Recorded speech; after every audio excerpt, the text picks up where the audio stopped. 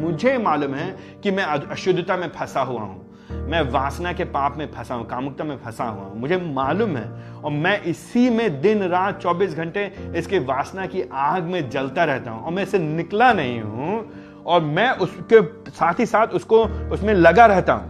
तो ना मैं लड़ने का प्रयास कर रहा हूं, ना मैं कीमत चुकाने का प्रयास कर रहा हूं, ना मैं किसी से बात करता हूं उसके बारे में, ना मैं पश्चाताप करता हूं, बल्कि उसमें आनंद उठा रहा हूं। तो फिर क्या होगा 29 पद के अंत में, 30 पद के अंत में? तो होगा क्या? हमारा नाश होगा, हम बर्बाद होंगे।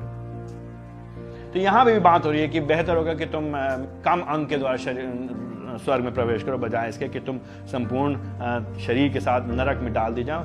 ये भी समझाने के लिए हमको बताया जा रहा है कि भाई अगर एक हाथ कम हो गया या जीवन में थोड़ा नुकसान हो गया, मान लो तुम्हारी शादी नहीं हो रही है, मान लो तुम्हारा विवाह ठीक नहीं है, मान लो तुम्हारे विवाह के भीतर तुम्हारा शारीरिक संबंध ठीक नहीं, मान लो तुम्हारा पति नहीं ठीक है, मान लो तुम्हारा पत्नी नहीं ठीक है, मान लो तुम अभी जवान हो और तुम्हारे अंदर बहुत भावनाएं हैं, उत्तेजना है, और इन सारी इच्छाओं को तुम अलग अलग परिस्थिति में हो, और बेहतर ये होगा अपने आप को तुम जवानी के दिनों में शुद्ध बना के रखो और अपनी वासना को पूरा ना करो। बेहतर होगा कि तुम अपने पति के प्रति विश्वास योग रहो, भले ही तुम्हारा पति तुम्हारे प्रति विश्वास योग नहीं है। बेहतर होगा कि अगर तुम्हारी शादी नहीं है, कोई बात नहीं, तुम्हारी उम्र हो रही, फिर भी तुम अकेले शुद्धता में बने रहो, भले ही तुम्हारा विवाह हो या ना हो, चाहे जैसी भी परिस्थिति में। बेहतर हो कि तुम अपने आप को शुद्ध बना करके रखे रहो, और तुम्हें कोई भी कीमत चुकानी पड़े, चाहे मजाक उड़ाया जाए तुम्हारे समाज में, चाहे लोग कहें कि तुम्हारे अंदर कुछ कमी है, कुछ गड़बड़ी है, या जो कुछ भी तुम्हारे बारे में बोले, इसकी चिंता मत करो, इसकी परवाह मत करो। जो भी कीमत चुकानी पड़े, इस संसार में रहते हो सकता है तुम्हारी सारी आवश्यकताएं पूरी ना हो, सारे शौक पूरे ना हो, सारी इच्छाएं पूरे ना हो, सारी भावनाएं पूरी ना हो सकता है तुम्हारे सब कुछ तुमको जो तुम चाहते हो, तुम्हारी चाहते पूरी ना हो, लेकिन कोई बात नहीं। बेहतर ये होगा कि इस संसार में रहते हुए तुम्हारी सारी चाहते, इच्छाएं, भावनाएं पूरी ना हो, बजाय इसके कि यहां तो पूरी हो गई, लेकिन आप और हम कहां पे पहुंचे? नरक में पहुंचे। तो बेहतर हो कि यहां पे हमें सब कुछ ना मिले, शारीरिक सुख और भोग और विलास और वासना और कामुकता और इच्छाएं, उनको हम नियंत्रण में रखें, उनको हम प्रभु जी के लिए समर्पित कर दें। सही संदर्भ में विवाह के भीतर एक जन के साथ जिसको प्रभु ने हमारे जीवन में ठहराया है, बजाय इसके कि हम दुनिया भर में इधर उधर जाएं और फिर हम कुछ तरह का आनंद तो थोड़े समय का महसूस कर लें, लेकिन हमेशा हमेशा के लिए प्रभु जी से दूर रहें। यही प्रभु जी कह रहे हैं। कठोर दंड के भागी ना बनो, ये गंभीर बात है, इसको हल्के में मत लो। जो मसीह समाज है, मसीह समाज में इस तरह की बातें बिल्कुल दिखाई नहीं देनी चाहिए। तो हम लोग सहेंगे नहीं एक दूसरे की अशुद्धता को, हम लोग हल्के में नहीं लेंगे एक दूसरे के पाप को, हम लोग हल्के में नहीं लेंगे व्यभिचार को, हम लोग व्यभिचार को गंभीरता से लेंगे। इसलिए नहीं कि हम बहुत अच्छे हैं, इसलिए नहीं कि हम स्वयं बहुत शुद्ध हैं, इसलिए नहीं कि हम धर्मी हैं, हम स्व धार्मिकता में होकर घमंड से नीचे नहीं देखेंगे एक दूसरे को, लेकिन क्योंकि हमें भय है आने वाले न्याय का, क्योंकि हम प्रभु जी के जन हैं, हम उसकी संतान हैं, हम राजा के राज्य के अधीन, उसके नियमों के अधीन होकर के जीना चाहते हैं। तो हम एक दूसरे को क्या कहेंगे? हम एक दूसरे से क्या कहेंगे? कोई बात नहीं, चलता है। एक दूसरे कहेंगे भाई सावधान रहो, भाई पाप से भागो, भाई व्यभिचार से भागो, भाई वासना को नकारो, भाई कामुकता को तिरस्कारो। और जब कोई भाई बहन हमको कहेगा तुम ये क्यों कर रहे हो, तो हमारी प्रतिक्रिया क्या होगी? ये मेरा पर्सनल मैटर है, ये मेरा व्यक्तिगत मामला है, आपसे क्या मतलब? मैं जो करता हूं वो मैं करता हूं, मैं अकेले में जो करता हूं मैं किसी को नुकसान तो नहीं पहुंचा रहा हूं, इससे आपको क्या समस्या है?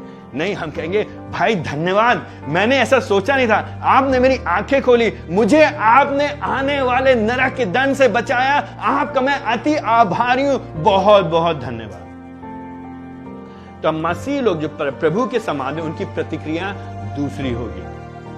तो हम लोग क्या करेंगे? हम एक जो सच्चा शिष्य है वो वास्तव में शुद्धता के खोजी होगा, शुद्धता के पीछे रहेगा, पड़ेगा, चाहे कोई भी कीमत चुकानी पड़े।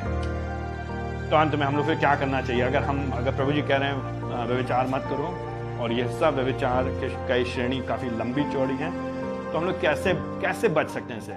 हमने पहले ही बताया आपको, सबसे सीधी बात, सबसे आधारभूत बात, प्रभु जी जब तक हमको नया हृदय नहीं देंगे तब तक हम नहीं लड़ने पाएंगे इस पाप से।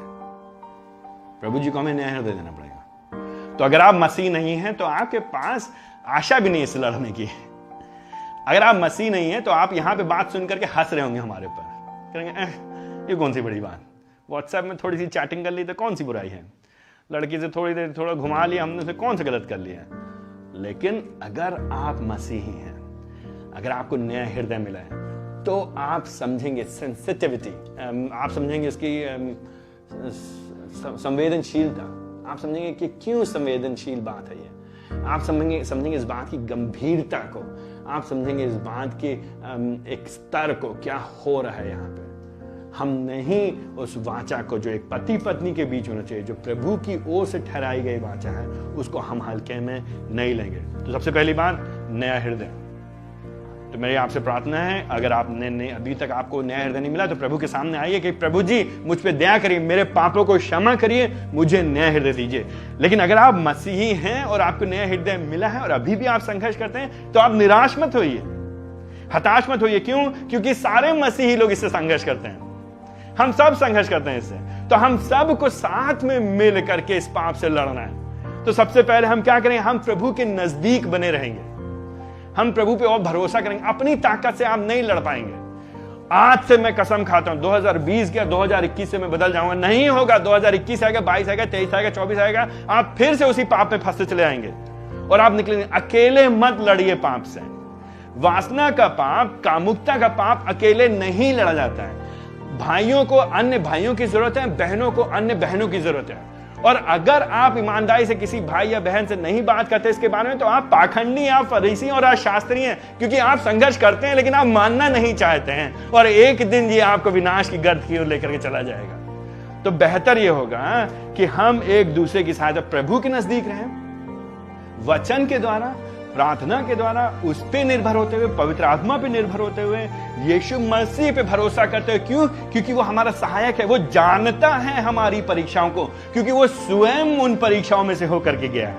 इब्रानियों 4 अध्याय उसका 15 पद। तो हम उसके पास आ सकते हैं। वो जो हमारा महायाजक है, वो हमारी परिस्थितियों को जानता है, वो हमसे प्रेम करता है, वो हमारे लिए उपलब्ध कराएगा हथियार को, साधनों को, ताकि हम इन पापों से लड़ सकें और बदल सकें और विजय पा सकें। हम जीत सकते हैं पवित्र आत्मा की सामर्थ्य ये है, ये संभव होगा।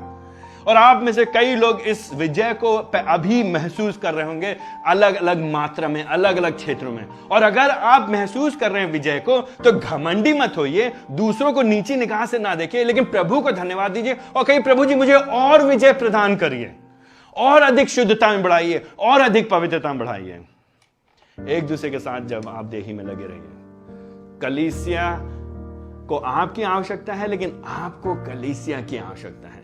इसी कारणों से शुद्धता की खोजी होने के लिए, पवित्रता में बढ़ने के लिए